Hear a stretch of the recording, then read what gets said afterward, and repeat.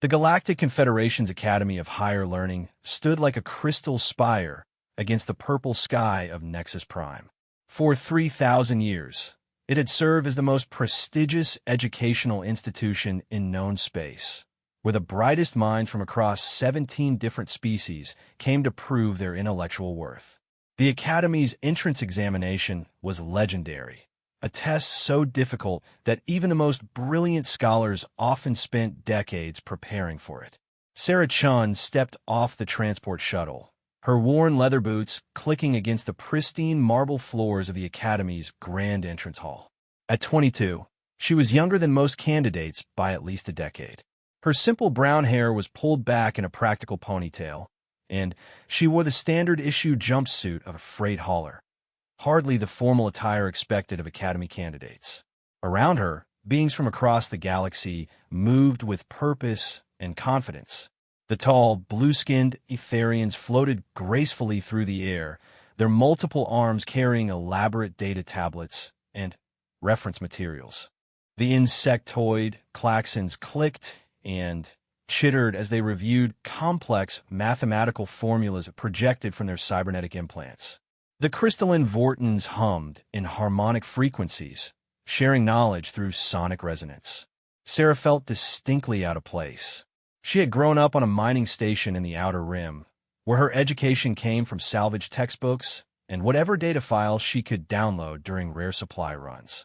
Her application to the Academy had been submitted on a whim, using credits saved from her job hauling cargo between asteroid colonies. "Attention all candidates," announced a melodious voice that seemed to come from everywhere at once. "The examination will begin in 1 standard hour. Please proceed to Preparation Chamber 7 for final briefing and mental conditioning." As Sarah followed the crowd through corridors lined with holographic displays showing the Academy's greatest achievements, she couldn't help but notice the stares and whispers her presence generated. Humans were relatively new to the galactic community, having achieved faster-than-light travel only 50 years ago. While they had proven themselves capable traders and explorers, they were not widely regarded as intellectual equals to the elder races. The preparation chamber was a vast spherical room with seating arranged in concentric circles. Sarah found herself wedged between a klaxon whose chittering was giving her a headache and an Etherian who kept glancing at her with what she assumed was disdain. At the center of the chamber, a hologram materialized, the image of Dean Corvash, an ancient vegan whose species was renowned for their philosophical wisdom. His 3 eyes surveyed the assembled candidates with the weight of millennia. "Welcome, aspirants," Dean Corvash began, his voice carrying the authority of ages. "Today, you face the synthesis examination, a test that has remained unchanged for 3,000 years. It is not merely a measure of knowledge, but of understanding, of wisdom, of the ability to perceive the fundamental nature of existence itself." A murmur of nervous excitement rippled through the chamber. Sarah felt her heart rate increase. "The examination consists of a single question," the dean continued. "You will have exactly 1 hour to provide your answer. The question has been posed to over 40,000 candidates in the Academy's history. Only 6 have answered correctly." Sarah's mouth went dry. 6 correct answers out of 40,000 attempts. The odds were astronomical. Those who answer correctly will be granted immediate admission to the Academy, with full scholarships and access to the most advanced educational resources in the galaxy. Those who answer incorrectly, the dean paused meaningfully, will be permanently barred from reapplying. The weight of that statement settled over the chamber like a heavy blanket. Sarah looked around at the other candidates, many of whom had spent their entire adult lives preparing for this moment. The Etherian beside her was trembling slightly, his blue skin taking on a pale tint. "Before we begin," Dean Corvash continued, "I must inform you that this year's examination carries additional significance. The question you're about to face is the same one that has been asked for 3 millennia. However, our analysis suggests that the fundamental nature of the question may be changing due to recent developments in galactic society." Sarah wondered what that meant, but the dean offered no further explanation. You may now proceed to the examination hall. Remember, you have 1 hour and 1 hour only. The fate of your academic future rests on your response to a single question. As the candidates filed out of the preparation chamber, Sarah overheard fragments of conversation in dozens of languages and communication methods. The Klaxons were sharing computational strategies through rapid clicking patterns. The Etherians were discussing philosophical frameworks in their melodic tongue. The Vortons were harmonizing in frequencies that made her teeth ache. Everyone seemed to have a strategy, a methodology, a systematic approach to tackling the unknown question. Sarah had none of that. All she had was a restless mind that had always asked why when others asked what or how. The examination hall was even more imposing than the preparation chamber. A perfect cube of gleaming metal, with each candidate assigned to an individual testing pod. The pods were designed to prevent any form of communication or collaboration, equipped with advanced sensors to detect cheating attempts. Sarah settled into her pod, a cramped but comfortable space with a single display screen and an input interface. The countdown timer showed 59 minutes and 30 seconds. Around her, she could see the faint outlines of other candidates in their pods, but she couldn't make out any details through the privacy barriers. Attention candidates, came the announcement. The examination begins now. Your question is displayed on your screen. You have 1 hour. Sarah looked at her display, and her heart sank. The question appeared simple, almost insultingly. So, what is the most important thing? That was it. No context. No parameters. No specifications about the scope of the answer or the criteria for evaluation. Just 5 words that could mean anything or nothing. Sarah stared at the question for a full minute, her mind racing. This had to be some kind of trick. The most difficult examination in the galaxy couldn't possibly hinge on such a basic question. But as the seconds ticked by, she realized that the simplicity was exactly what made it so difficult. Around her, she could hear the faint sounds of other candidates working, the soft hum of Etherian meditation techniques, the rapid clicking of Klaxon thought processing, the harmonic vibrations of Vorton analysis. Everyone seemed to be approaching the question with sophisticated methodologies. Sarah closed her eyes and tried to think. What would the Academy be looking for in an answer? Philosophical depth? Scientific accuracy? Mathematical precision? The question was so open-ended that any answer could be justified, and any answer could be wrong. She thought about her life on the mining station, about the countless hours she had spent staring out the stars, and wondering about the bigger picture. She thought about the conversations she had had with fellow workers from dozens of different species, each with their own perspectives on life, purpose, and meaning. Maybe that was the point. Maybe the question wasn't asking for an objective truth, but for something more personal, more fundamental. Sarah opened her eyes and began to type. The timer showed 43 minutes remaining when she finished. She had written only a few sentences, far less than most of the elaborate responses she imagined the other candidates were crafting. But, looking at her answer, she felt a strange sense of certainty. She had either just secured her future or destroyed it entirely. There would be no way to know until the results were announced. As the final seconds of the examination ticked away, Sarah sat back in her pod and waited for her fate to be decided. The examination pods retracted simultaneously as the hour concluded, leaving the candidates exposed in the vast hall. Sarah blinked in the sudden brightness, her eyes adjusting to see hundreds of other beings who looked as uncertain as she felt.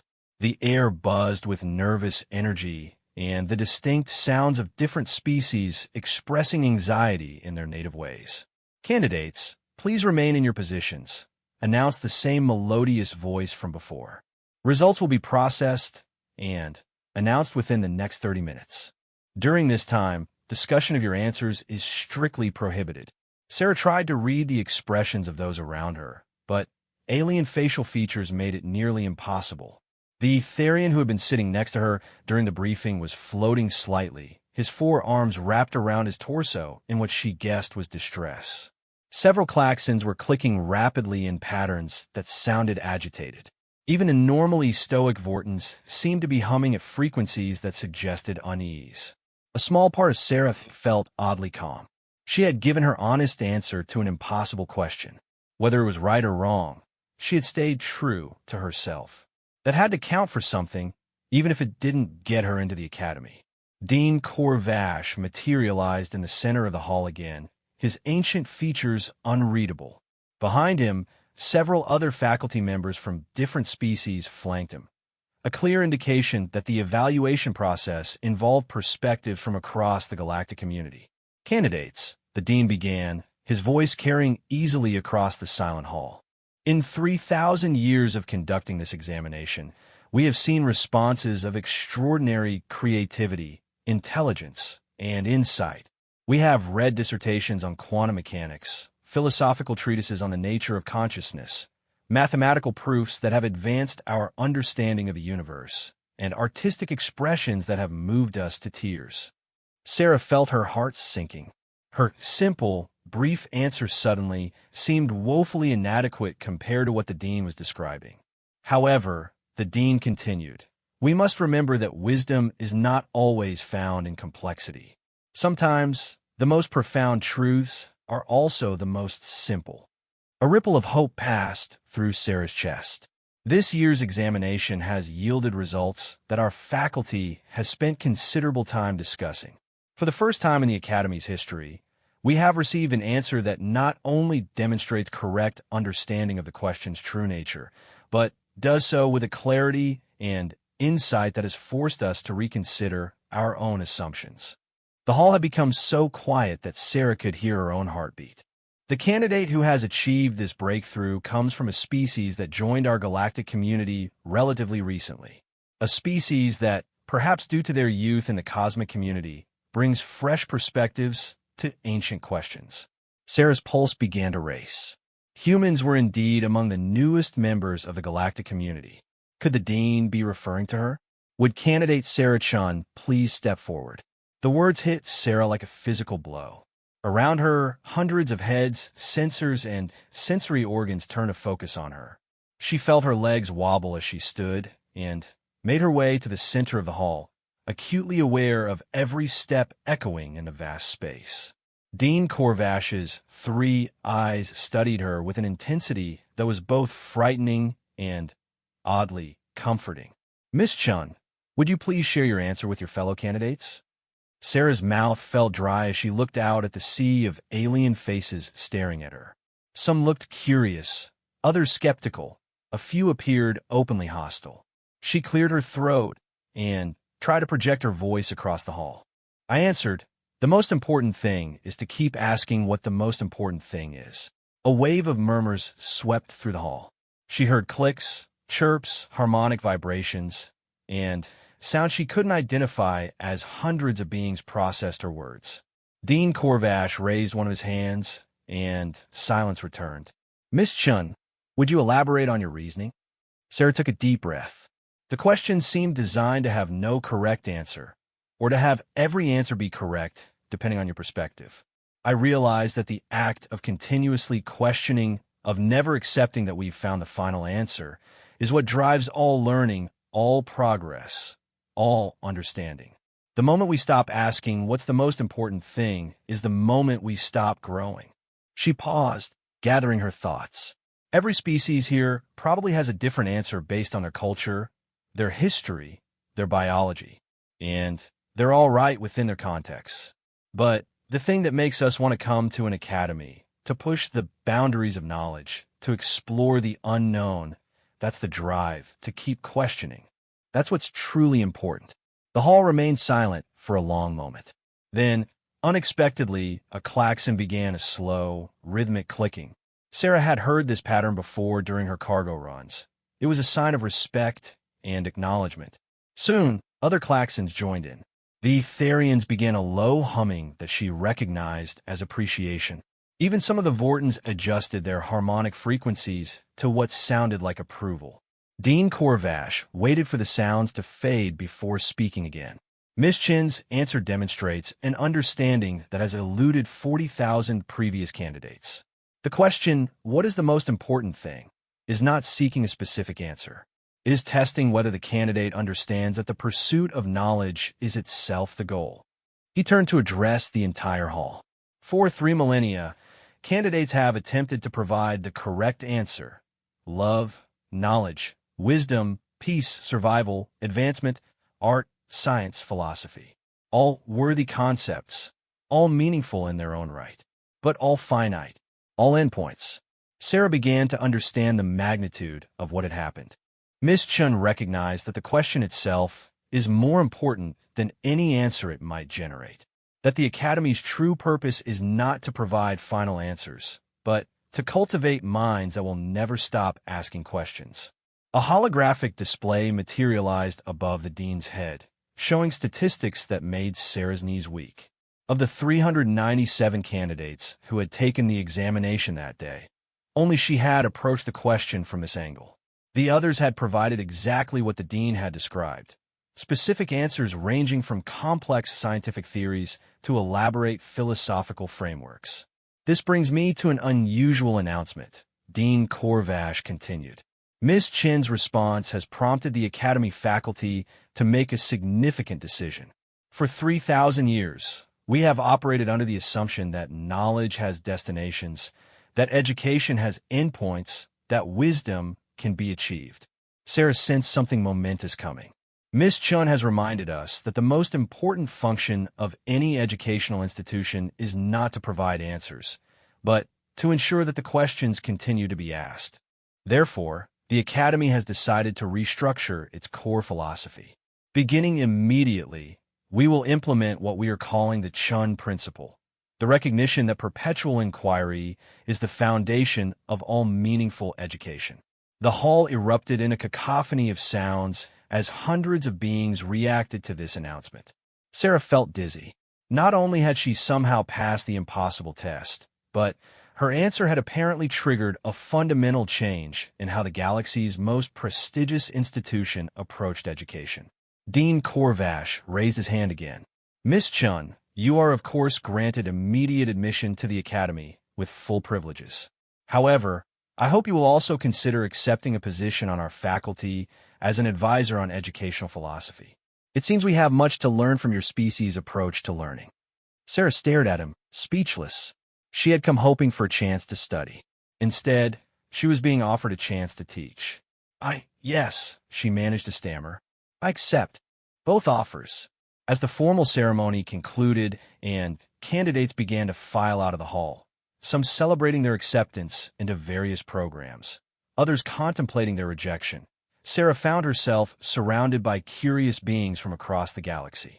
They peppered her with questions about human educational methods, about her background, about how she had approached the impossible question.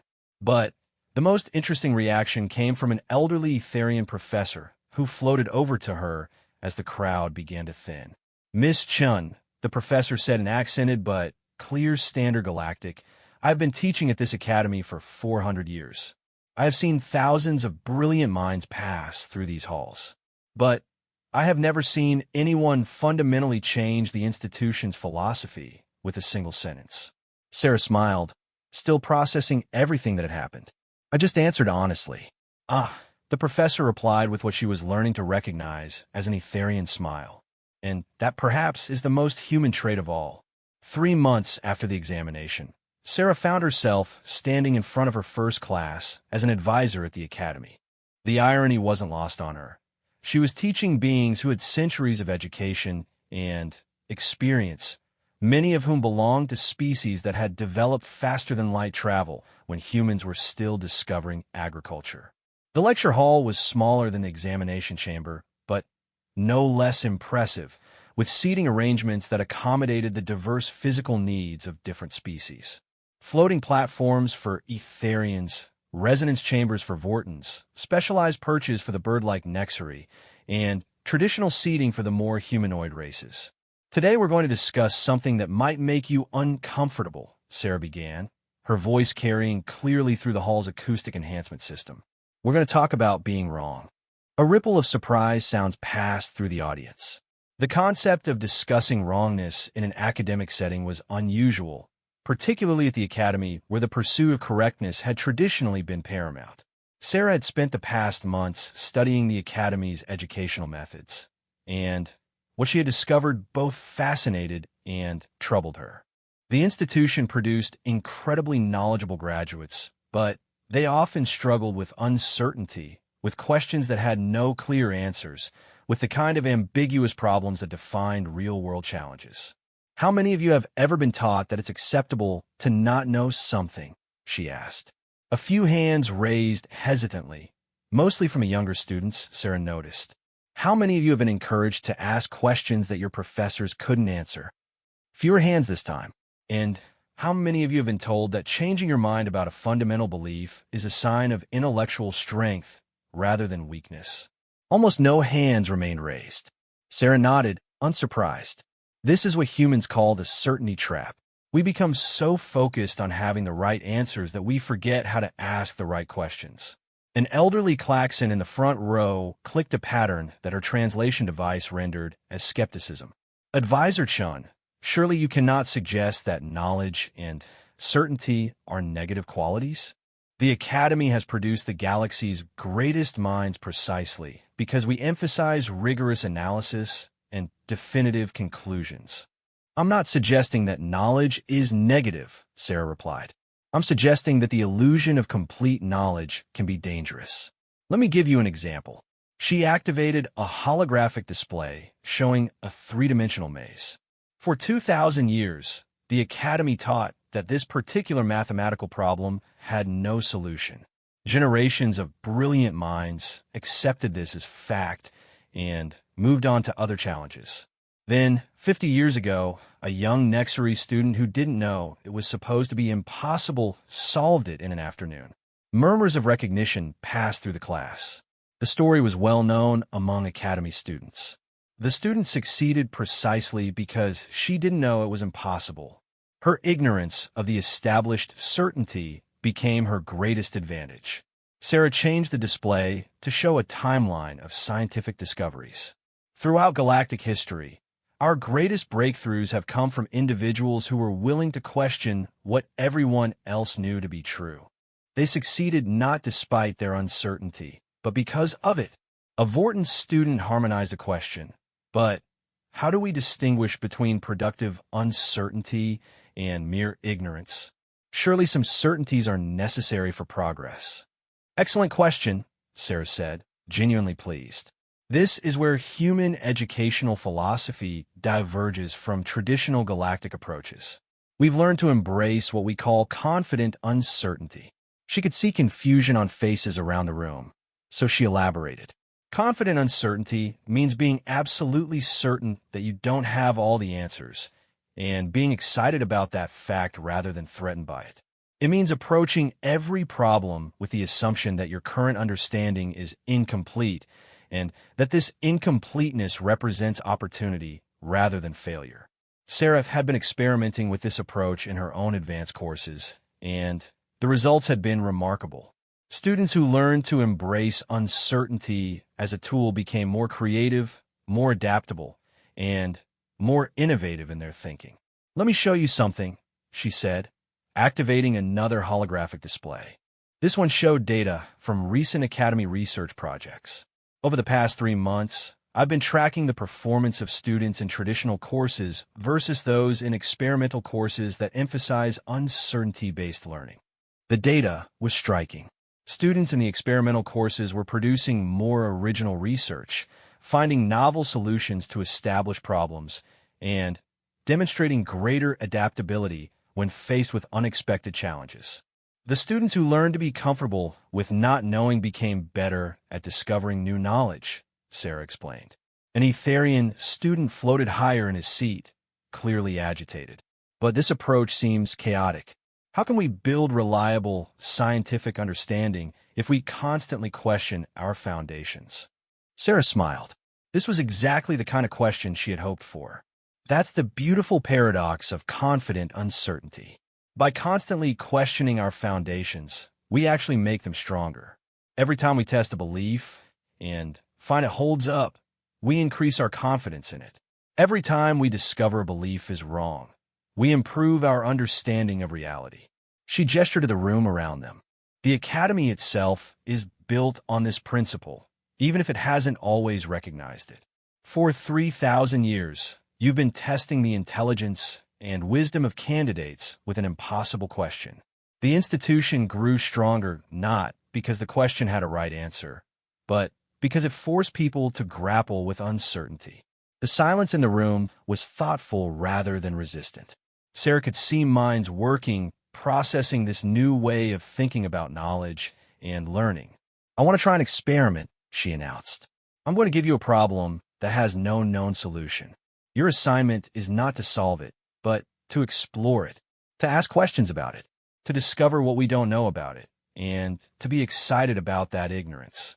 The problem she presented was one that had puzzled galactic researchers for centuries: the apparent contradiction between quantum mechanics and gravitational theory in regions of extreme space-time curvature. Traditionally, students would be assigned to study existing theories and choose the most promising approach. Sarah's assignment was different. "I want you to identify 10 things we don't know about this problem. I want you to formulate questions that no one has thought to ask yet. I want you to find the gaps in our understanding and treat those gaps as opportunities for discovery." As students began to leave the classroom, Sarah noticed something that hadn't happened in her previous lectures. Instead of forming study groups focused on reviewing established knowledge, they were clustering in small discussion groups, asking each other questions, challenging assumptions. The Etherian who had seemed most resistant to her ideas floated over to her desk. "Advisor Chun, I find your approach disturbing but also intriguing. In my culture, uncertainty is associated with youth and inexperience. Wisdom comes from accumulating certainties. And that's exactly why this perspective is valuable," Sarah replied. "Your species has contributed enormously to galactic civilization precisely because of your methodical approach to knowledge accumulation. But imagine what might be possible if you combine that rigor with a willingness to embrace uncertainty." The student was quiet for a moment, his four arms moving in patterns that Sarah had learned indicated deep thought. "You suggest that wisdom might come not from having answers, but from knowing which questions to ask." "Now you're getting it," Sarah said. As the weeks passed, word of Sarah's unconventional teaching methods spread throughout the academy. Some faculty members were skeptical, even hostile. They worried that encouraging uncertainty would undermine the institution's standards and reputation. But others, particularly younger professors, began incorporating elements of uncertainty-based learning into their own courses. The real test came when the Academy received an unexpected challenge. The Galactic Council had presented them with a crisis that threatened the stability of 3 star systems. An unknown phenomenon was causing stars to dim and planetary systems to destabilize, and traditional scientific approaches had failed to identify either the cause or a solution. Dean Corvash called Sarah to his office, his 3 eyes reflecting a mixture of desperation and hope. "Miss Chun, the Council has given us 30 days to propose a solution, or they will implement emergency evacuation procedures that will displace billions of beings. Our most experienced researchers have spent weeks applying conventional methodologies without success." Sarah understood what he was asking. "You want me to try the uncertainty approach? I want you to teach our researchers to ask the questions they haven't thought to ask." Sarah looked out the window of the dean's office, where she could see the Academy's greatest minds hurrying between laboratories and libraries, their faces etched with stress and frustration. They were operating under the assumption that the solution lay in what they already knew or in logical extensions of existing knowledge. "Give me access to all the research data," she said, "and gather your best minds in the main conference hall. It's time to show them what humans do best." "And what is that?" Sarah smiled with a confidence that surprised even her.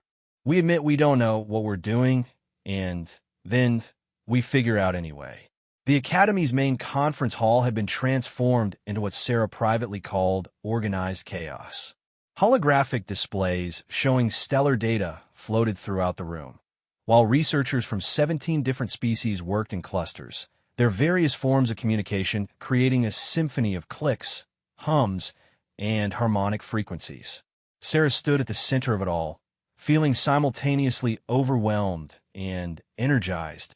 28 days remained before the Galactic Council would begin evacuation procedures, and the Academy's finest minds had made little progress using traditional approaches.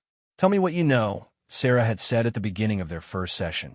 The response had been a flood of technical data, theoretical frameworks, and detailed analyses that would have taken her months to fully comprehend.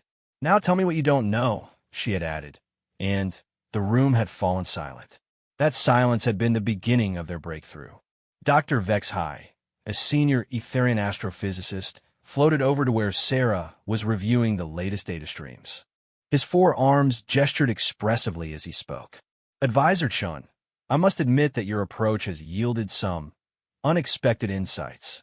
Sarah looked up from a particularly puzzling energy reading, such as, "We have always assumed that the stellar dimming phenomenon was uniform across affected systems. Your suggestion that we map what we don't know led us to realize that we have no data on electromagnetic variance in the 17-hour intervals between our standard observation cycles. And when you looked at those intervals," Dr. Vexhai's expression showed what she had learned to recognize as Etherian excitement. "The dimming is not uniform. There are pattern variations that suggest the phenomenon might be artificial rather than natural." This was exactly what Sarah had hoped for. By forcing the researchers to acknowledge the gaps in their knowledge, they had discovered that their assumptions about the nature of the problem might be fundamentally wrong. "What other assumptions are we making?" Sarah asked the room in general. Dr. Corvex, a Klaxon xenobiologist, clicked rapidly before his translation device rendered his response. "We have assumed that the phenomenon affects only stellar bodies, but we have not investigated its potential impact on dark matter distributions or subspace field fluctuations. And we assumed it was a natural cosmic event," added Professor Minera, a Vorton theoretical physicist. "But if Dr. Vexhai's pattern analysis is correct, we might be looking at technology we don't understand." Sarah felt a familiar thrill, the excitement of approaching a problem from a completely different angle. What if we stopped trying to figure out what's causing the phenomenon and instead focused on what the phenomenon is trying to achieve? The suggestion created a ripple of confused sounds throughout the hall. Sarah realized she was asking them to engage in speculation, something that made most academic minds uncomfortable. "I understand your hesitation," she said, "but humans have a saying, when you can't find the forest for the trees, stop looking at trees and start looking for forests. Maybe we've been so focused on the technical aspects that we've missed the bigger picture." Dr. Vexhai's three eyes blinked in sequence, a sign of deep consideration. "You're suggesting we approach this as an intelligence problem rather than a physics problem?"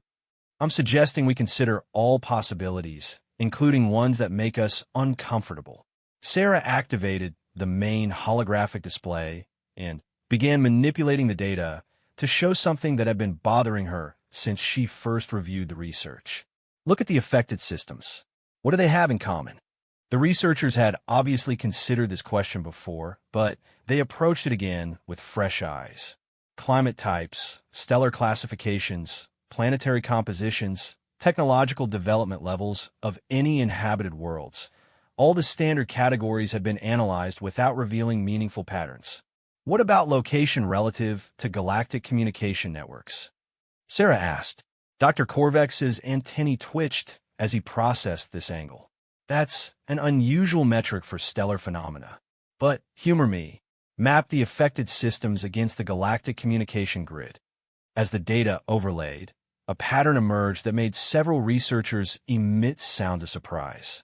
The affected systems were all positioned at key nodes in the galaxy's faster-than-light communication network. "That can't be coincidental," whispered Professor Minera, her harmonic frequencies shifting to convey amazement.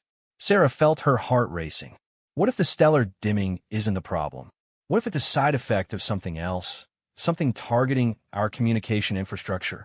The implications hit the room like a wave. If someone or something was deliberately targeting the galactic communication network, the dimming stars were just collateral damage from a much larger threat. But who would have such capability? Dr. Vexai asked. And why target communications? Sarah's mind was racing through possibilities. Her experience on a mining station had taught her to think in terms of practical motives rather than theoretical frameworks. Who benefits when people can't communicate with each other? Someone who wants to operate without oversight. Dr. Corvex clicked grimly. Or someone who wants to prevent coordination of a response to their activities. Professor Minera harmonized. The room fell silent as the researchers contemplated this new direction. Instead of a mysterious natural phenomenon, they might be dealing with deliberate sabotage on a galactic scale. Sarah began pulling up data on deep space monitoring stations near the affected systems. If this is technological rather than natural, there should be signatures we can detect. The question is, what are we looking for?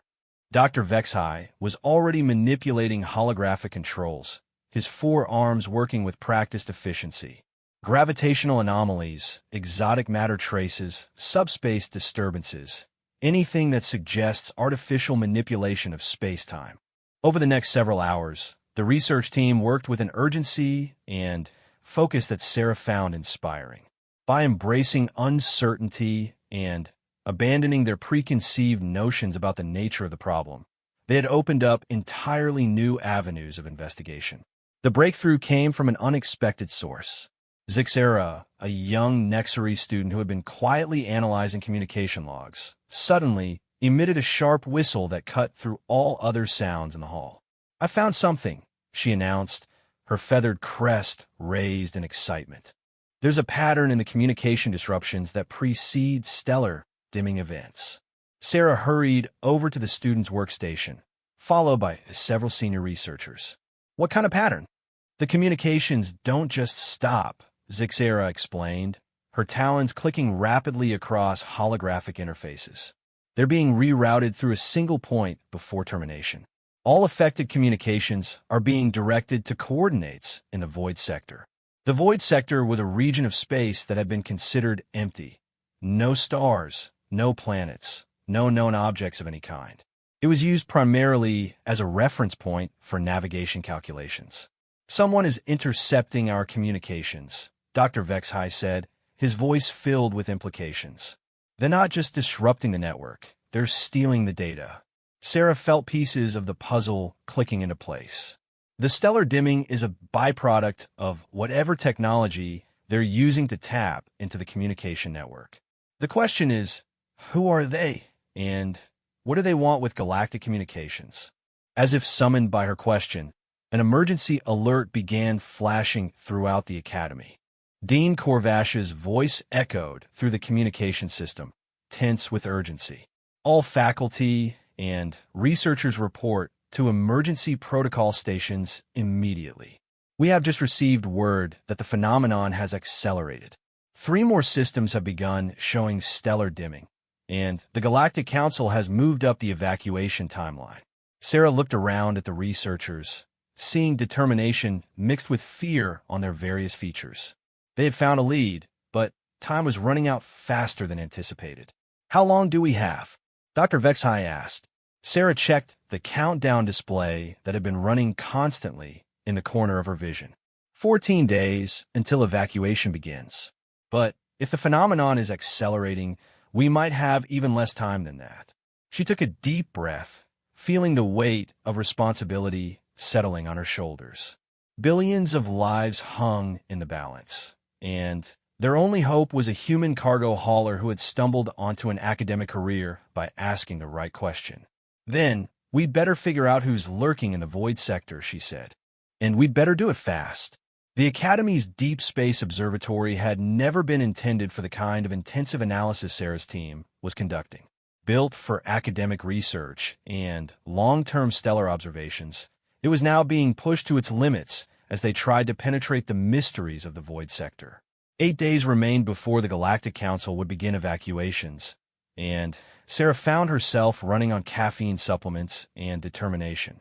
Around her, the research team worked in shifts, maintaining constant surveillance of the empty region of space that might hold the key to saving billions of lives. I'm detecting artificial gravitational disturbances, Dr. Vexhai announced from his monitoring station, his four arms dancing across holographic controls. Something massive is operating in the void sector, but it's using some kind of masking technology. Sarah hurried over to review his data. The gravitational signatures were subtle, almost imperceptible, but they were definitely artificial. How massive are we talking? At least the size of a small moon, possibly larger. But the interesting thing is that the mass signatures are inconsistent with known materials. Think about it, Sarah replied, beginning to pace as her mind worked through the implications. The communication interception, the stellar dimming, the gravitational anomalies. What if these are side effects of something else entirely? Zixera, the young Nexari student who had discovered the communication rerouting pattern, emitted a thoughtful whistle. Like what? Sarah pulled up a holographic display showing the affected star systems and their positions relative to major galactic features. What if someone is trying to establish their own communication network and doesn't understand how it's interfering with existing systems? The observatory fell silent as the researchers considered this possibility. It would explain the seemingly random nature of the phenomena, the focus on communication nodes, and the apparent lack of direct hostile action. A new species making first contact. Dr. Korvex clicked slowly. That would explain why we don't recognize their technology. But the scale of their operations suggests technological capabilities far beyond our own. Professor Minera harmonized with concern. If they can manipulate stellar output as a side effect of their communications technology, they represent either a tremendous opportunity or a catastrophic threat. Sarah felt the familiar excitement of approaching a breakthrough. There's only one way to find out. We need to make contact. The suggestion sent the research team into an uproar. Direct contact with an unknown alien intelligence was far beyond their academic mandate, particularly one that possessed technology capable of affecting stellar phenomena. The risks are enormous, Dr. Vexhai protested. We don't know their intentions, their capabilities, or even their basic psychology. But doing nothing guarantees catastrophe, Sarah countered. The Galactic Council will evacuate those star systems, displacing billions of beings, and we'll never know if this was all just a misunderstanding. Dean Korvash's voice suddenly echoed through the observatory's communication system. All senior research staff report to Conference Room Alpha immediately. We have received new developments from the Galactic Council. As the team filed into the conference room, Sarah noticed the Dean's expression was grim. Beside him stood Admiral Threxka, a high-ranking military officer from the Galactic Defense Force, and Counselor Vimesh, a diplomatic representative from the Council. The situation has deteriorated, Dean Korvash announced without preamble. 2 more star systems have begun showing signs of stellar instability, and preliminary evacuation has begun in the outer colonies. More critically, we have detected what appear to be probe ships emerging from the void sector. The holographic display activated, showing sleek, unfamiliar vessels that seem to bend light around their edges. Their design was unlike anything in galactic databases, with flowing curves and energy signatures that defied conventional understanding. These ships are approaching inhabited systems. Admiral Threxka added, her insectoid features rigid with military concern. We must assume hostile intent until proven otherwise. Sarah felt her heart sinking. The opportunity for peaceful contact was slipping away, replaced by the possibility of galactic war against an unknown enemy with superior technology. Admiral, with respect, I think you're making the same mistake we've been making, she said, knowing she was probably overstepping her authority. You're assuming malicious intent based on fear of the unknown. The Admiral's compound eyes fixed on Sarah with what she recognized as hostility. Young human, this is not an academic exercise. Those ships could represent an existential threat to galactic civilization. Or they could represent beings trying to figure out why their communication attempts are being ignored, Sarah replied, standing her ground. What if they're sending diplomatic missions to the systems they've been trying to contact? Counselor Vimesh, who had remained silent until now, spoke with the measured tones of a professional diplomat. Explain your reasoning, Advisor Chun. Sarah activated the research team's compiled data. Everything we've discovered suggests these beings are trying to establish contact through technological means we don't understand. The stellar dimming, the communication interference, even the gravitational anomalies, they're all consistent with someone operating powerful technology without understanding its side effects on existing infrastructure. She highlighted the pattern analysis Sarah had discovered. Look at the timing. Each probe ship emergence corresponds to periods of increased communication attempts from the void sector. They're not launching an invasion, they're sending envoys. That's a significant assumption, Admiral Threxka replied skeptically. Yes, it is, Sarah admitted.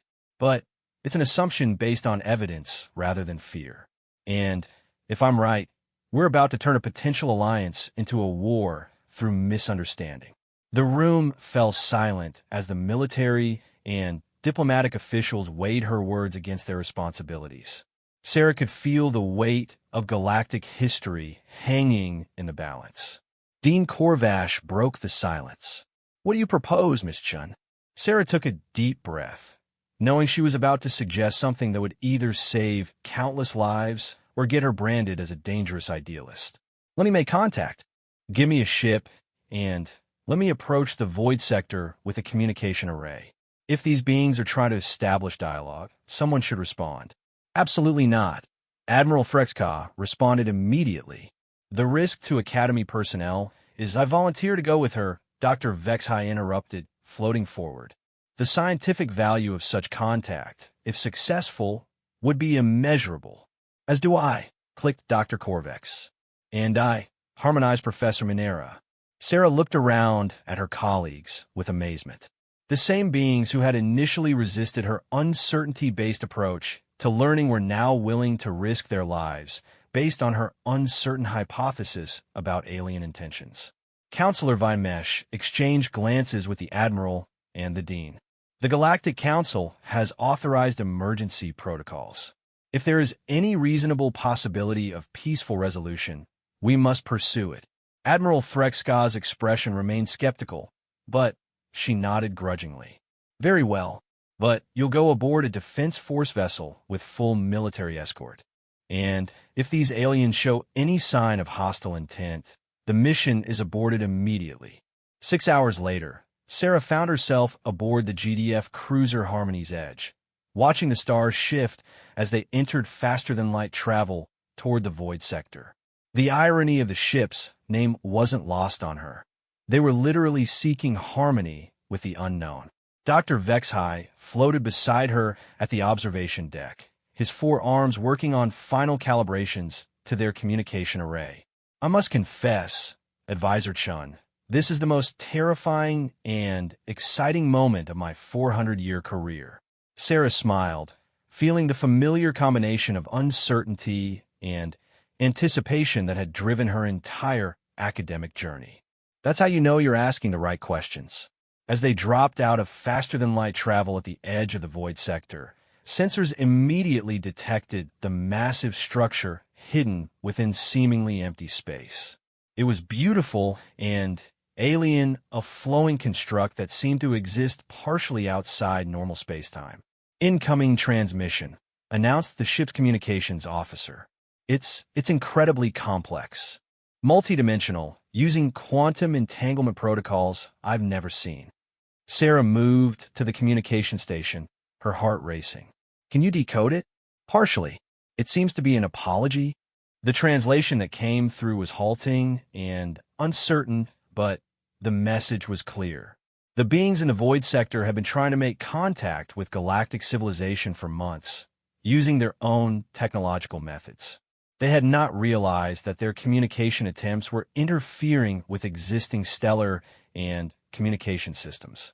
More importantly, they were asking for help. Their own star system was dying, and they needed assistance finding a new home for their civilization. Sarah looked around at her colleagues and the ship's crew, seeing wonder and relief replacing fear and suspicion. By choosing to approach the unknown with curiosity rather than hostility, they had discovered not an enemy, but potential allies facing their own crisis. "Admiral," she said into her communication device, "I think we're going to need a much bigger diplomatic team."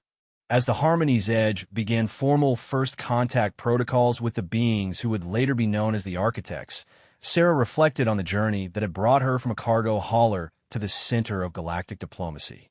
It had all started with a simple recognition that the most important thing was to keep asking what the most important thing was. Sometimes, she realized, the most profound answers came not from what you knew, but from being brave enough to admit what you didn't know, and being curious enough to find out. The galaxy had just become a much larger and more interesting place, and Sarah Chin couldn't wait to see what questions would arise next.